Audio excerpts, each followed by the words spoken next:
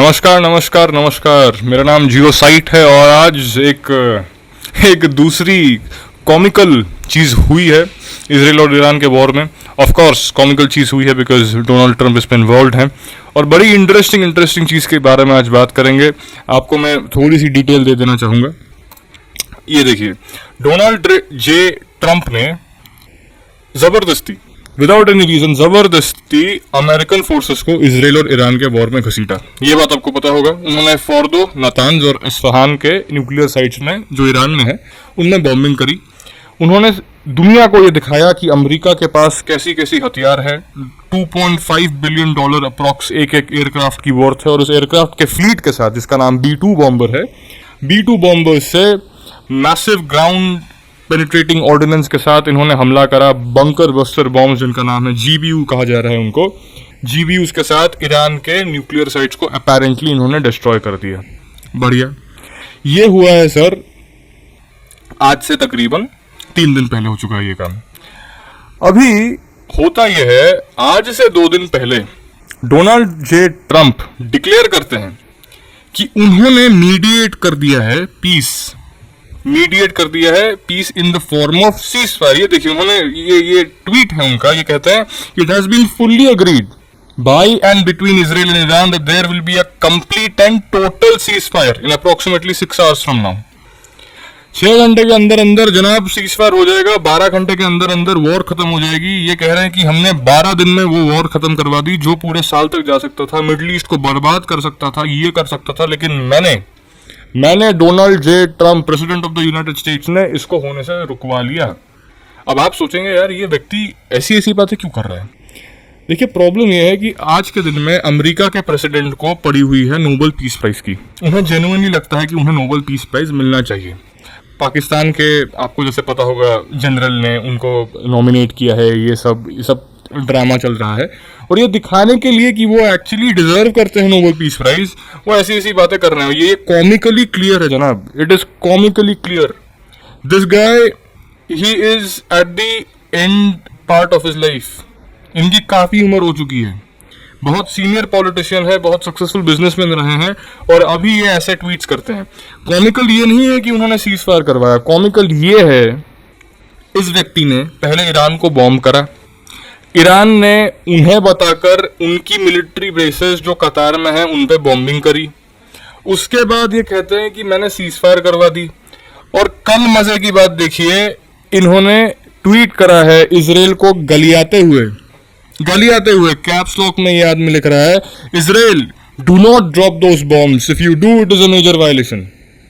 सिर्फ यही नहीं, आपको एक बड़ी आश्चर्यचकित कर देने वाली वीडियो दिखाता हूं। ये president of the United states of America की एक इंटरव्यू है जिसमें वो गाली देते हैं इसराइल को। सुनिएगा ये।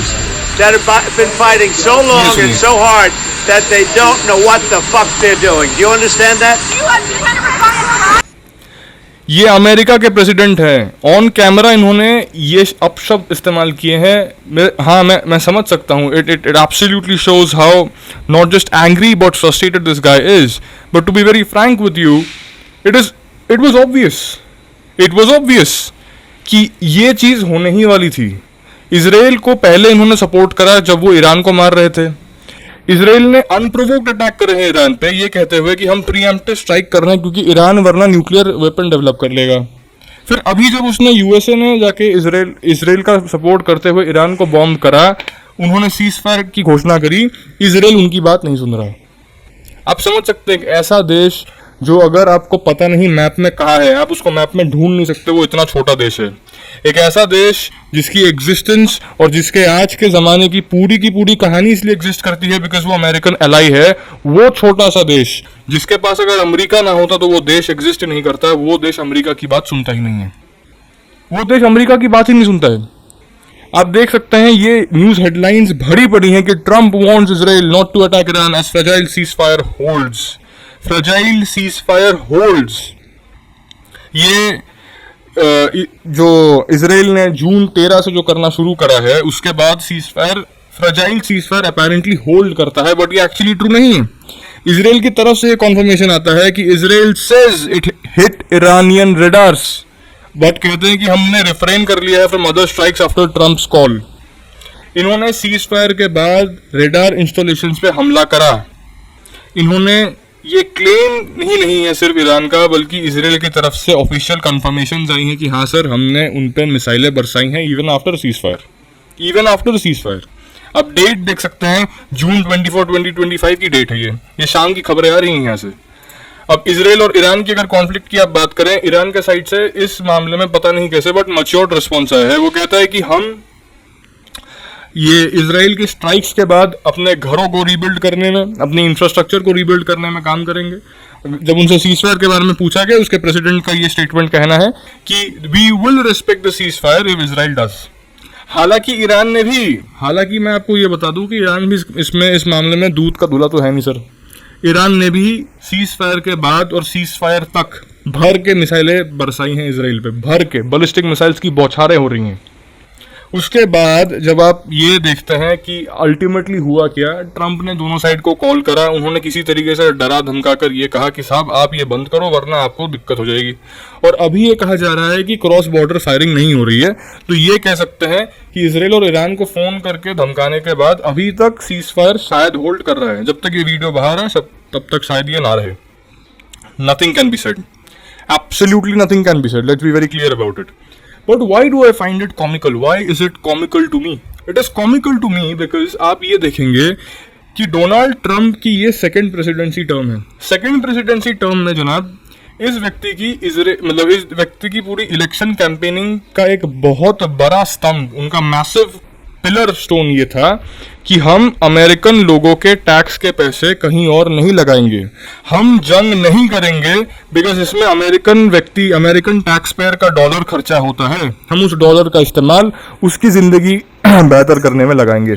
उनकी कैंपेनिंग इस वजह से फेमस थी बिकॉज वो कहते थे Trump will and all the nonsense Wars. ये 2024 के एंड की बात कर रहा हूं मैं, 2024 के एंड में।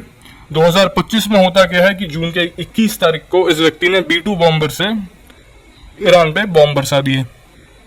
और सिर्फ यही नहीं है, आज से तकरीबन 12 साल पहले जब बराक ओबामा प्रेसिडेंट थे अमेरिका के, तब भी मिडिल ईस्ट में डिस्टेबलाइजेशन था। 2013 में ट्रंप भर के उनको गालियां देते थे, भर के उनको क्रिटिसाइज करते थे, ये कहते हुए कि ओबामा इलेक्शन जीतने के लिए ईरान पे हमला कर देंगे। ट्रंप ने बड़े सरप्राइजिंगली एक बहुत मैच्योर्ड बात कही थी इंटरव्यू में एक बार कि America should never have been in the Middle East, it is the reason why the Middle Eastern region has been destabilised, and he was right. America अगर नहीं होता मिडिल ईस्ट में, अगर इजराइल, ईरान, इराक, कतर, इन सब चीजों में America का कोई रोल नहीं होता, there was a very good chance कि all of this would have never happened. ये बॉर्डर्स, ये हिजबुल्लाह मुजाहिदीन, फिर उसके बाद यमन में ये Houthis and these rebels and miscreants would have never been created if America was never there. And it is not just America. Let me tell you something. आपको क्या लगता है कि अमेरिका B-2 स्टेल्थ बॉम्बर से जाके Iran की bombing करता है और फिर वो सीज फायर की बात करेगा क्योंकि उसको ईरान से डर लगता है? It is absolutely not.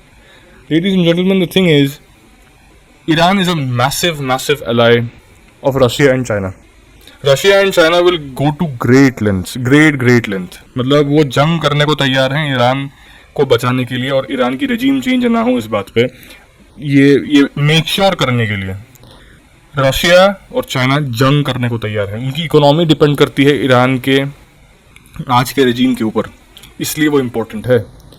US की ये जो बड़ी मैसिव क्लेम्स है कि साहब हमने तो ये बॉम्ब कर दिया, हमने वो कर दिया, ईरान बॉम्ब नहीं बना पाएगा, ये देखिए बीबीसी की आर्टिकल है। बीबीसी जो एक कट्टरवाद वेस्टर्न पपेट कह सकते हैं आप, जो सिर्फ वेस्टर्न प्रोपेगेंडा फैलाता है, वो कह रहा है कि US strikes did not destroy Iran nuclear program says intelligence assessment. Iran की तो खुद की एक क्लेम है कि अमेरिका ने हमको जो बॉम्ब करा है उस पूरे चीज की भरपाई हम एक हफ्ते में कर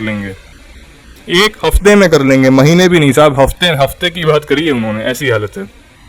ये इतनी अजीब चीज है ना, क्योंकि अगर आप सोचें दुनिया की सबसे बड़ी जंग वर्ल्ड वॉर 1 एक बुलेट की वजह से शुरू हुई, सेकेंड वर्ल्ड वॉर शुरू हुई क्योंकि किसी एक व्यक्ति ने बहुत ही अजीब फूलिश काम करा, उसके क्रोध की वजह से शुरू हुई, and there is a very good chance that world war 3 would start because of the pride of a madman. Because one madman would not let go of his country to be a nuclear superpower and another madman would not let it slip कि उसके phone call का जवाब नहीं दिया गया है। और इसी कारण से शायद आप और हम जैसे नॉर्मल व्यक्ति जो एक महीने की सैलरी एक महीने तक खींचने की कोशिश कर रहे हैं, इसीलिए हम लोगों की जानें भी जाएंगी। It's not just the Israel, Iran, US presidents who are going to suffer. It's you and I who are going to suffer. And it is absolutely frustrating to see that the people in power do not treat this actually the way it should have been treated. They do not treat it with caution. They do not treat it with seriousness that it demands. And I just find it funny at this point. मैं आपको पूरे इस Iran, Russia और China का angle समझाने में interested हूँ। शायद अगला वीडियो उसी पे आएगा। If you want to see it, please subscribe the channel and please give me every kind of critic you have and anything that you think, your opinions that I can improve on this video, please put them in the comment section. आज के लिए बस इतना ही। I'll see you in the next video. जय हिंद, जय भारत।